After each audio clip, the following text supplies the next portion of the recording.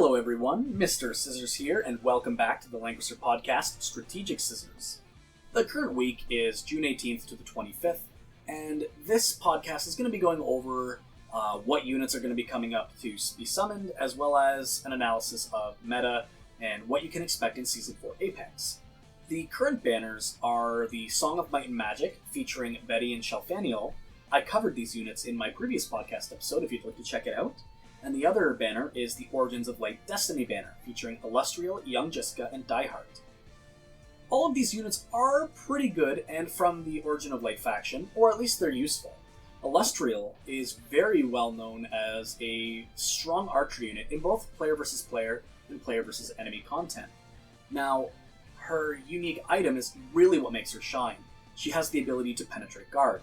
This is incredible in PvP, and if you're a big dum-dum like me in PvE, and you attack a unit, and they're tanked from 2 blocks away that you didn't see because, like I said, you're a big dum-dum, that won't happen anymore because you have her item. Young Jessica, kind of similar, except what she does is she has an artillery form that the farther away you are from a unit, the more damage she does, and in her other form, she gets extra range. Now, Diehard, or Diehardo, if you're my good guy Nitro, has a different kind of thing. His most useful feature is that he's kind of a bond unlocker. So if you play, I think it's Tieris is at least one of them, who is a very popular meta healer, you might want Diehard to unlock some of these bonds. If you look up Kong on YouTube, he has a fantastic series called Should You Summon. I highly recommend you check it out. He goes much deeper into detail about each of these units and, if you should summon them. Check it out. I'd really like to go over Season 4 Apex Arena and what meta boxes and meta units you can expect. But before I even do that, I'd really like to go over the word meta. What does it mean? You might see it thrown around a lot, but not really understand what meta refers to. And at least in the context of Languager, I like to think that meta is a comparison of a play rate versus a success rate. So a common box in high rank would be considered meta. The more units you see that are similar would be what is the meta part about it. So that's not saying that off-meta boxes are bad. That's just saying that maybe when you design your box, you don't plan to cover every ground because you're probably not going to encounter that one person that has that weird, crazy build that you weren't anticipating. It's better to build for the 40 matches in a row that you're going to probably encounter of meta boxes. The next thing is if you're kind of newer and you're starting to build your Apex box, there's a couple of tips you will get. And I'm just going to start right from the beginning and bring up the tier list that Dango uses when he goes to explain the popular boxes in China. Or rather, the ones that saw the most success. Now, the main thing you want to do is there's two. I'm lying to you. There's 2 things. The first one is having a solid game plan. And the second one, they kind of tie together, is planning your box around one of 2 tanks. So you want to kind of build a box that either kills Landius or kills Juggler, because these are the 2 most common tanks you're probably going to encounter in Apex. Most of the times you'll be directed to counter Landius, as a lot of units can actually beat him. It's not that he has any kind of weakness or anything, or that he's the weaker of the 2 tanks. It's just that you probably have the units that are set up to defeat him. They can be what do you call the green Elwyn, basically, until I can Lancer. You build a Lancer Elwyn to disable his Resurrection passive and just one-hit KO him. And that's not saying that he's bad, because Claret, a very popular single-target damage dealer, can kill Juggler just as easily. And it's not that these are bad, it's just you want to focus your game plan on a single strategy. And the second you start diverging and trying to cover all grounds is the second you start losing your game plan. And when you start losing your game plan, you're putting yourself farther behind, and you're not employing the strategy that you were really trying to do. Now, I want to get a bit deeper into each of the three strategies, the AoE, the single target, or the rush. I'm going to start with AoE. Now, keep in mind that there are playstyles that people will do around this. So if you're starting with AoE, your objective is to keep the enemies clumped together. Now, this benefits you because you want to deal a medium or the most amount of damage that you can while applying debuffs to these enemies in hopes that you have 1 or 2 units that can clean them up. Traditionally, you're going to have your tank, your healer, 2 AoE debuffers, and 1 cleanup DPS. 1 unit that will go out there and kind of deal the final blow. If you can kill everything with your AoE units, fantastic. That's even better. Just sometimes that's not as likely, and once the opponent starts seeing what you're trying to do, they're going to try to counter you in the ban pick phase. So, the next one is single target push. You will try to aim for a tank, a healer, and 2 DPS, and with that last 5th slot maybe being a flex of either a 3rd DPS, another support, most likely not another tank, but some kind of person that can help that strategy. Rush Meteor operates as get some heavy hitting, generally squishier characters, and by squishy I mean low health, low defenses, to just run in and cripple as many enemy units as possible by executing them with Zerida, by just destroying tanks as quickly as possible. They want to try to use Estelle to get movement speed to push in as fast as they can, Iris to teleport and speed up. Like, their game plan is just the tank push single target on steroids. Whereas the single target push wants to be a bit more reserved and trying to have those 2 or 3 DPS units survive as much as possible. The rush doesn't care. As long as the trade you're making is very beneficial, like if you're trading a mediocre DPS for a tank, value. So your Zerida can just clean up the rest of the units, incredible. There's nothing your opponent can do. It's just the single target game plan to a much harsher level. Now, I'm going to go back to my box, and it's funny because I actually go against some of the recipes that belong here. And after I'm done explaining my box, I'll also kind of place some of the newer units that we're going to be seeing, like Maya and Ares. So, in my box, I currently run a 2 tank, 3 healer, and the rest DPS kind of team. So I have as my 2 tanks, Landius and Vargas. This is because Juggler is currently 4-star, and he's just not as strong as what I want him to be right now. And actually, this kind of works for me. With Vargas being my team, this will make a bit more sense in a little bit. Landius being the other tank, he's the PvP all-star for tanks, just successful. My 3 healers that I use are Tieris, Weiler, and Liana. Liana with Act Again and Gospel is nasty. Tieris with her Attack Blessing and Miracle, fantastic. Weiler with his passive and his 3C ability, which allows him to deal damage to himself to heal his allies, and this is something that I want to point out. I think we're going to see more Weiler, less Tieris, just because Tieris, her passive, triggers at the end of battle, whereas Weiler's happens at the beginning. Yes, Weiler has to die for his passive to activate, but for his 3C to use that for 2 or 3 turns, that's a long time in Apex Arena. 2 turns, 3 turns, that's quite a long time. And that's if he dies. Oh my goodness, and it dispels. Anyway, the main difference between Tieris and Weiler is when the healing effect triggers. So Tieris, when she uses her passive on the allies, it's at the end of combat. And Weiler, when he uses his 3-cost ability to sacrifice his health to dispel all debuffs and give them a huge healing buff, that triggers at the beginning of combat. This is great when you have Shrine Maidens that reduce damage dealt at max health. There are tons of troop trainings that matter more if you have your health above a certain HP threshold. Now, when you heal at the beginning, that just means you're going to have more health going into the fight than, it's kind of obvious, than you would with like Tiaras, but it matters, and it matters a lot because, like I just mentioned, units become stronger at certain higher health thresholds. Just unit power is better at higher health thresholds. So it's very valuable to have at the beginning. That's why things like Ragnarok as weapons are so strong, because they happen before the attack. They disable the Shrine Maiden passive of damage reduction because you can bring them below the HP threshold that's required. So anytime you see an ability that triggers before attack, it is very good. Another thing too is mobility. Weiler's ability to have such long range. Those two things are very valuable.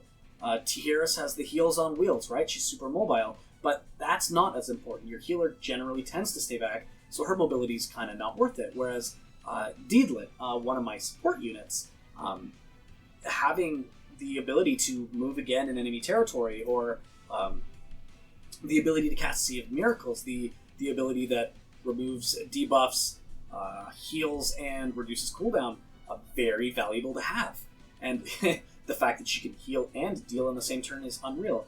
I think Tiaras you're going to see fall off a little bit because she just doesn't have the powerful tools. I think she'll still be a good healer, but just she won't see as much play in the future. She just like with Deedlit and Rachel, and heck, even Yulia with a what's that hammer called that heals people?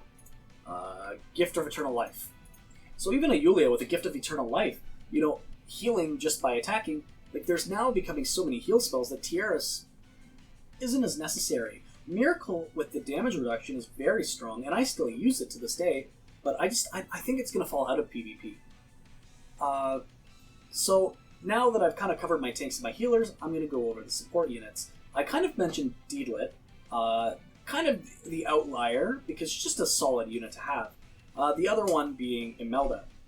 Imelda is fantastic to have on my team, not only with the fact that her 3-cost ability is coming up soon, that will deal damage to an ally and give them an insane buff of stats, but also because of the 20% damage increase from her passive, and her item, which negates all fixed damage. Insane. I'll come back to this in a bit once I explain my team a bit more. Rachel, because she pairs very well with Landius, and is just overall a great support healer or damage dealer. She can be whatever I want her to be. Getting into my DPS now, Zerida. So I run her as well as Bozel. Bozel can be a dark faction buffer for Zerida, and which is great, or she can bring her own Obliterate. Either way, it works. She's just that pick or ban assassin that I think every team really should have. And Bozel, an AoE debuff monster that provides faction buff to my Bernhardt, to my Alta Muller, and himself. Just a solid character. I run Bernhardt, as I just mentioned, who brings the Emperor faction buff. Now, this is where things actually start to get really funny. So, I've kind of built my team to play the Empire strategy faction by using a bunch of characters that are huge threats. They will often ban them, and I get my Emperor team that I've kind of wanted. They're the characters I have the most investment in, just because I've used them to progress through the main storyline all this time. So, sure, I run Listel, sure, I run Bozel, sure, I run Zerida, but I mean, those are high bans that my opponent will pick, and if they leave me with Vargas, Leon, Bernhardt, I mean, man, that's a tanky team, and it's surprisingly more beefy than you think it is. All the while, I'm banning my opponent's magic damage because I know they're going to use that against my Vargas. Anyways, going back to my damage, I have my Bernhardt. I have him with Balanced Blade to increase his AoE range, and I don't know if I'm going to keep that. It's very valuable to have that healing reduction on a 2 ring, which operates a little differently than like 2 span spells, because it's quite a bit more distance. But for the meantime, it's what I'm running. And I actually run him in his alternate Brave class because of the 10% AoE reduction. And I don't know if that's the best move, but he is more tanky, and I want that sustain in the fight. And I think I might be doing it a little wrong, but That's just something that I'm trying out right now. I run Luna as well. The mobility that she grants from her 3 cost is just so valuable. It's just you can't beat it. Again, that's another thing I'm going to return to, mobility. But Listel is another DPS I run. I run her the HP build. I did have her on the tanky build, but I only have 1 Oath of Justice, and I've now moved that to my juggler, so I don't really need to run Listel with that Oath of Justice right now. I run Ulti Muller. He is just a faction buffer and gives my Leon wings if I can get them both in a game. It's happened a couple times, but it's not that good, actually, that I've been experiencing it with. I run, like I said, Leon, and he's kind of my AoE unit right now because I run him with his 3 cost. Now, let's take a couple steps back. First, I'm going to touch on the mobility. I believe that mobility in this game is one of the most underrated stats right now, and we're starting to see that pick up. The second thing is Imelda. Imelda, I think, is going to be... Right now, I think she's a slept-on unit, and people are really undervaluing her.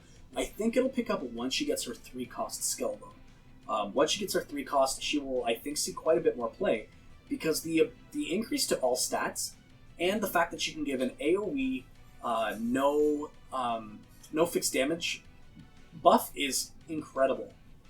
Now, with my team, I've kind of designed it to end up with Emperor units at the end, or strategy units at the end.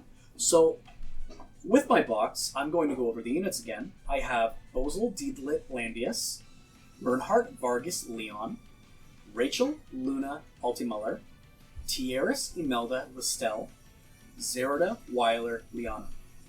With these units, my enemies often turn 1 ban my Landius, so I pick my Vargas. Now, they have the choice between picking Bozel and Listel or Bozel and Zerida. That's almost always the turn 2 ban. If they don't, I pick whichever they don't pick. I almost never pick Listel. I will only pick Bozel or Zerida, whichever one they leave me. Then after that, I try to aim for my Empire package, which is Bernhardt Leon, or Leon Ultimuller, or Leon and Luna. I try to pick those. I really don't care about Rachel once I lose Landius. She doesn't really add anything to my game plan. She could give Gospel, but so does Deedlit. And Deedlit, I like that single target focus anymore. I focus more because I probably either have Zerida to do it as well, or I have Bozel to do the AoE to reduce everyone to get Deedlit to finish off, rather than caring about debuffing with Rachel. It's just something I really don't need.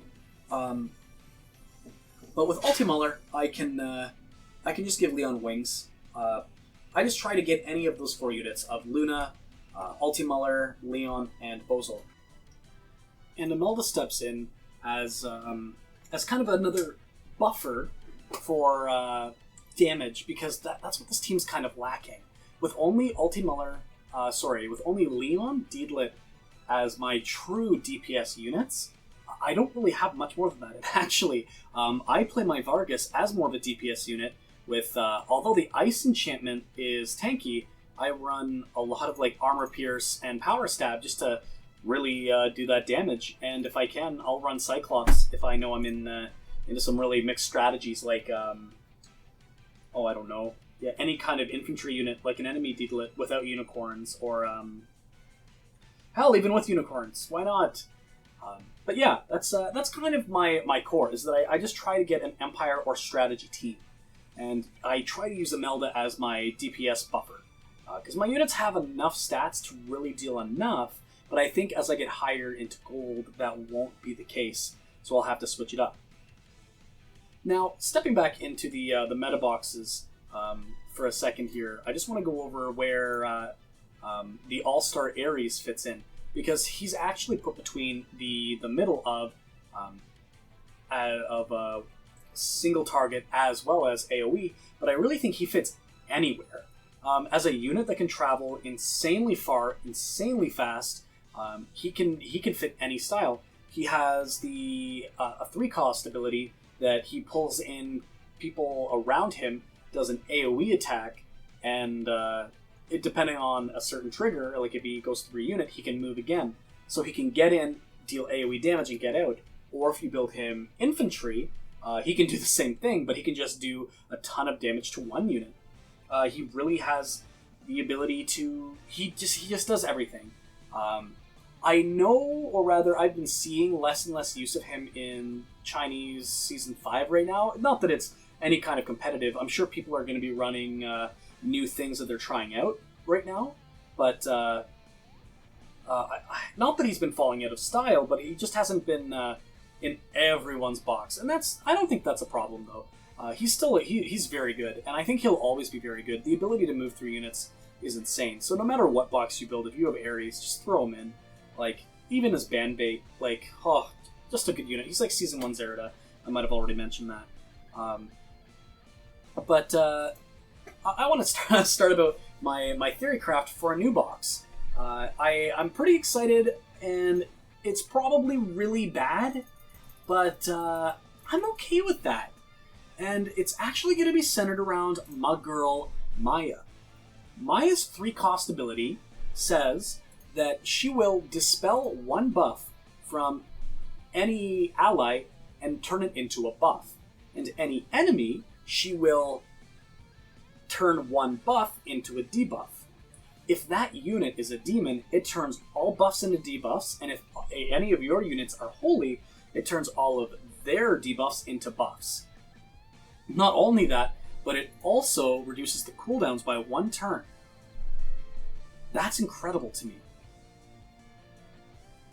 The fact that it gives cooldown reduction, and it can replace all abilities, all debuffs with buffs is insane. Now, it's not just I'm going to be running off Maya's 3-cost ability. I mean, it is, but I'm building a box around it. So, I'm just going to put in some, I feel that are mandatory units because they're just so powerful, my opponents are required to ban them. So I do the traditional 2-tank, which will be Landy's Juggler, and my healers, I won't really worry about just yet. I'm going to start going into some more DPS. So I'm going to be using Bozel, and Bozel is just an AoE machine. I love him. The debuffs are insane. And then after Bozel, I will be using, here I have a little photo on my thing here. Now, people have been warning me to not use Lana, but I'm gonna build this this little array here and then go over the units, and some changes that I'm going to make to it. So, in case you don't know, there is a unit coming out in the future. Her name is Licorice. She is the kind of like another Bozel, where she's in the Dark faction, so we're going to kind of assume that we have her. So this is kind of one of the builds. So Licorice would obviously take the last spot. She's an AoE machine, she debuffs, she's also holy, and remember, with Maya's 3C, what we're aiming for here is we're trying to make a full holy team. And whatever we can't is kind of, they have to be good enough to not be. So we run the 2 tanks because they are 2 of the strongest tanks in the game. We run Bozel because his debuffs are unmatched. We run Rachel and Lana because both of them can go holy. And Lana is a substitute that I might pull out for maybe Yulia. But as I continue, we run Luna because of the movement speed buff. I'm also thinking that with this, I'm going to switch her to Bo, because we're going to be seeing a huge influx of Ares, and most likely those Ares are going to be flying.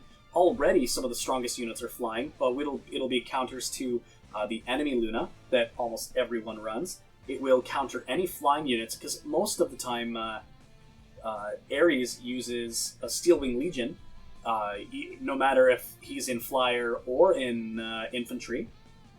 So there'll always be a bonus there. We also run Tiaris and Liana. I think Tiaris can also come out. I'm not too hot on her, but the attack buff is always nice.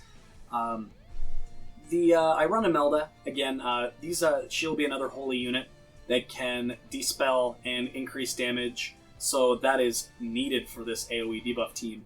We have Listel, which operates as another debuff. We have Zerida. Although those 2 aren't holy, they still can contribute just a mass presence onto our opponent they need to deal with. Liana, she has that act again, and she's holy. Maya, actually, hilariously enough, I don't believe that Maya can hit holy. I'll come back to her in a second. But we will be switching our Yusuke to holy, and same with the Shelfaniel. She'll still be holy. The only problem with this is that I don't have, like, any of these units up to where they should be. They are, like, well, actually, the only ones that I really want to get up there are Maya, Yusuke, because he's still 3-star, Shelfaniel, and Ares, too. I'd like to incorporate Ares. I've thought about removing, actually even removing a tank just for Ares, like running tankless and just going full, like, oddball healer comp. And the objective of this composition is to leave open enemy demons, because opponents have been changing their Zeradas and Bozels back to demon for the additional stats they get. Just having that extra damage really matters the higher up you go. The Listel's always demon. If I can leave those units open, I don't care about debuffs. As long as my Maya has a holy ring or some kind of silencing negation, she should be okay, provided she doesn't get one-shot, which is fine. So our goal is to let the opponent demon team stack up, and we try to give them as many demons as we can. We leave Bozel open. We leave Listel open. Zerata, no, I don't think we give them Zerata. That's too spooky. But those two, it's fine. We want our opponents to have that, and we take Imelda and Maya. Those two can easily win us the game with into Listel Bozel, and those will be core units for almost every composition. Like if I bring up the tier list again, you will see that Bozel is more AoE focused, but tons of people run him. Same thing with Listel. Just huge units, and plus a lot of units deal fixed damage. So Leonhardt, who might have some fixed damage.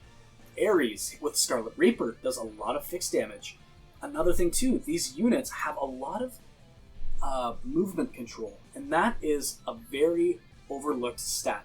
I won't really say it's overlooked because people love seeing it with Luna, but you'll notice that a lot of my characters have short legs.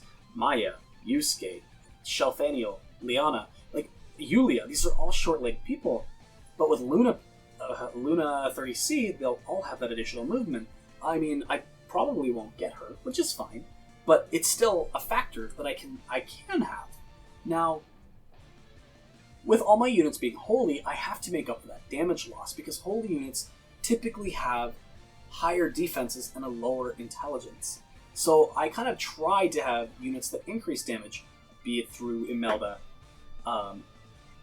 That's sadly pretty much it, but I'm hoping that the value of removing and placing buffs and debuffs can make up some of that shortcoming as well. This is something that I'm going to try, especially once I get Licorice, who can cause terrain-altering effects. I think that's going to start playing a bit more. I've thought about Hein, and I've discussed it in my guild, about using Hein's 3C to manipulate the battlefield to stop my opponents from being able to move as far. But, my Hein just isn't good enough. It's only 4-star, I think, maybe even 5. I just haven't pulled a lot of him. This is just something I'm going to be testing. I don't know how much success I'll get from it, but I'm okay with that. It's just a strategy that I really want to apply to really try to movement control my enemies. If I had it my way, Angelina, another unit I would have, and Rene, to just push. I think push effects are insane. Any movement disruption is very good, be it Ares' 3C. Who else is there?